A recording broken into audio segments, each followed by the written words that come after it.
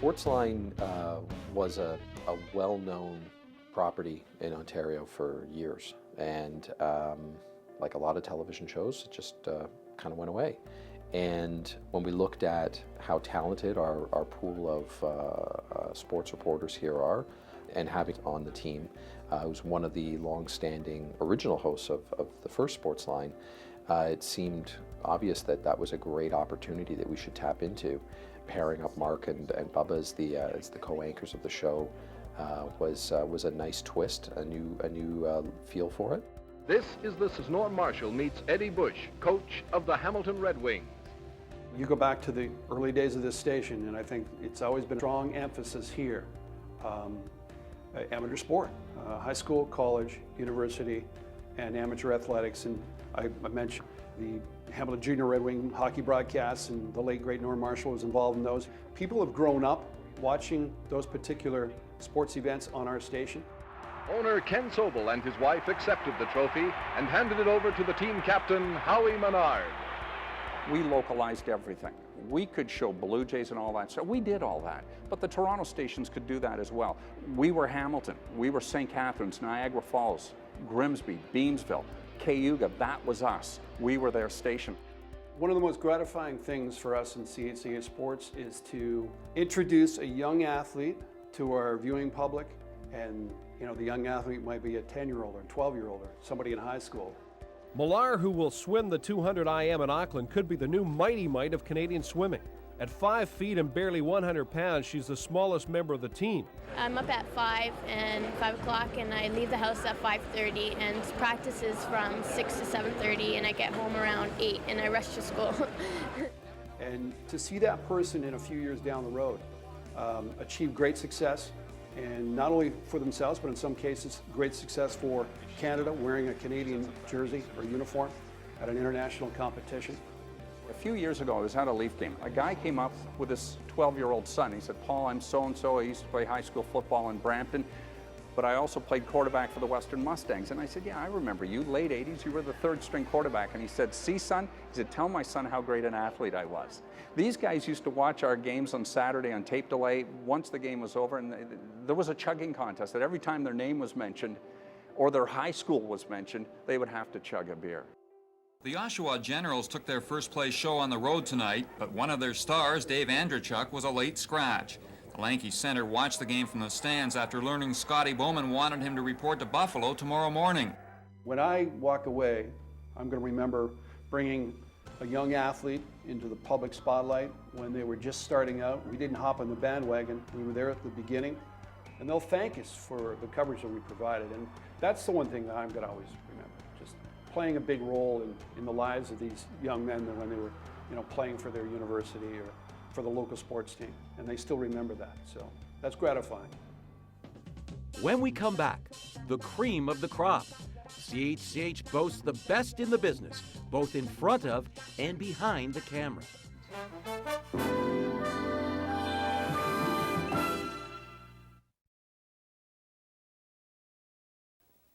Now, Channel 11 News. Here's Tom Charrington and Dick Beddoes. Good evening, everybody. Morris Carter finally fights back in person. Richard? But can he drive? That's the big question, and you'll talk about that immediately. I am running a newsroom that's got Dick Beddoes. In Hamilton, they've got a team called the Tiger Cats. It's got Norm Marshall. I'll continue with the details of what's going on in just a moment. It's got Tom Charrington. Prime Minister, you're here to try and clean up the Great Lakes. I mean, these were icons. We got Vic Cummings coming in and doing little news breaks during the day. And I mean, Vic Cummings was in some ways one of our best known personalities. I mean, his phone never stopped ringing. Hello, Vic Cummings.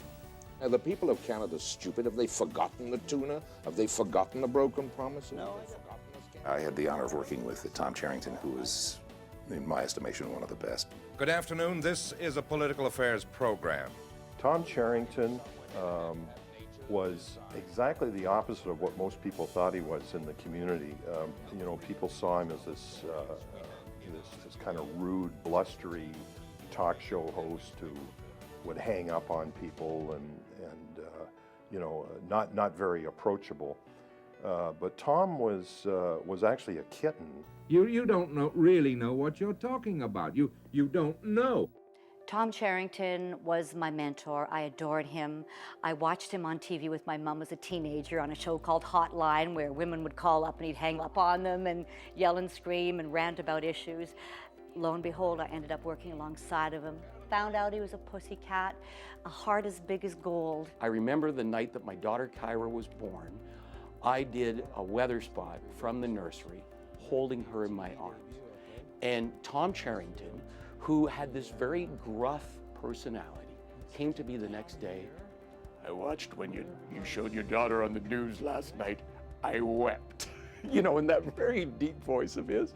And I mean, he was really, you know, a teddy bear. Good evening. This just in. Norm Marshall, of course, legendary. He was the first voice of CFL, and he did all those original first group of Grey Cup games and all that kind of stuff. And of course, did the newscast for the longest period of time up until '81. And that's when I joined the news team. What do we got here? We got some football. Oh yeah, football. Well, and what this football is all about, it should be hockey. It should be hockey, guys.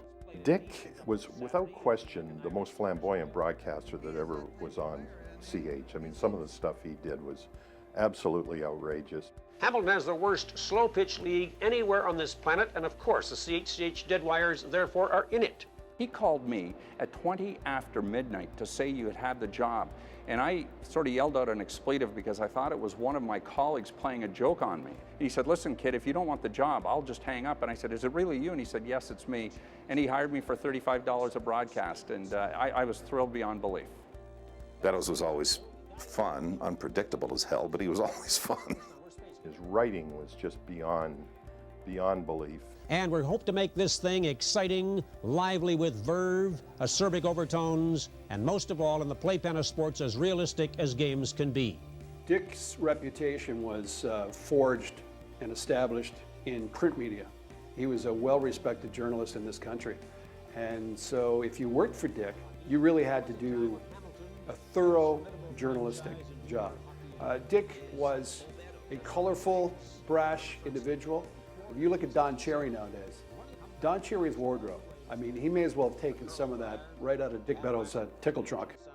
We used to do a talk show, and they said, what do you do with all your old clothes? I said, I give them to Dick Beddoes. And the hat, remember? He was terrific.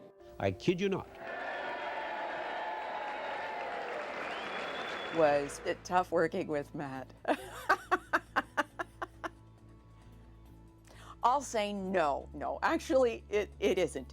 Matt is goofy and always has been. And initially we shared a desk when I first started here because there weren't enough in the newsroom. And so I shared a desk with Matt. He cleared out a drawer for me. It was great. What makes CHCH so special is the people.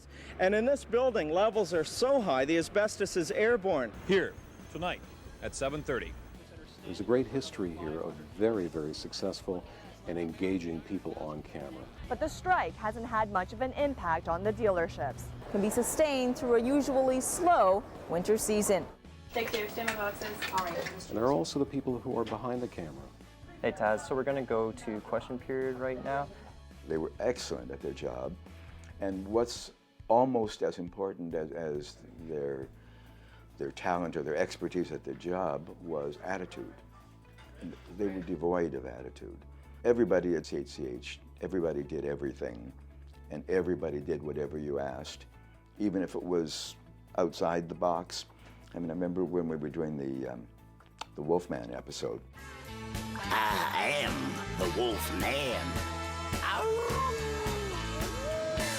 We wanted to come up with an interesting effect, and we were just fooling around, and we said, let's do this and let's do that, and I think one of the guys helped come up with the idea where we shot the monitor with the camera, and we kept getting feedback and distortion and all those things, and a lot of people in the big time would have said, we're not going to waste 2 hours so you can figure out how to make distortion. You know, go do that on your own time. The CHCH guys were all terrific. It's part of the $5.2 billion 12-year exclusive deal with the National Hockey League that was negotiated last November. They're the people who care about this station. It's their station. And that kind of a sense of ownership that has made this station so successful over the years. When we come back, on the verge of shutting down, CHCH takes a chance and lays the foundation for the next 60 years. This is CHCH News at 6. CHCH sold. Who's the buyer and what the deal means to viewers? All news all day.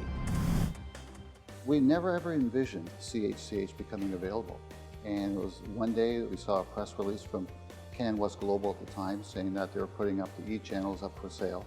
And that's when the idea hatched of, okay, how do we buy CHCH? After months of uncertainty about its future, including threats of closure, Can West Global has announced that CHCH has been sold. One of the primary things that appealed to us was simply the ratings. Other people looked at, the financial performance only. They looked at its proximity to Toronto only. We looked at the ratings, and what we saw was that when CHCH was in live news, the ratings were high. When they went to foreign or acquired programming, the ratings would drop. Essentially, we said, well, why wouldn't you do more of what works and less of what doesn't? And could you model that into a business that makes sense?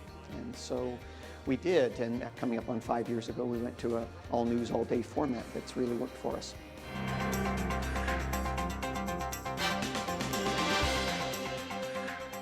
When you're a big conglomerate, CHCH was an asset of many dozens of other assets that they have, so they really didn't have the attention sort of paid to it the way it should have been. And when we looked at CHCH, we saw a great core of people working there. And it was just a matter of now just sort of pointing them in a certain direction, saying, go for it, and then standing back. Because a lot of people said, boy, you guys made, some great strides there. We said, not really. It was the same people. We added actually more people. But it was the talent and the expertise of the people that got, the station back on track. Zoom 2, dissolve QTAS. Television's going through some changes right now, but it's been going through changes forever.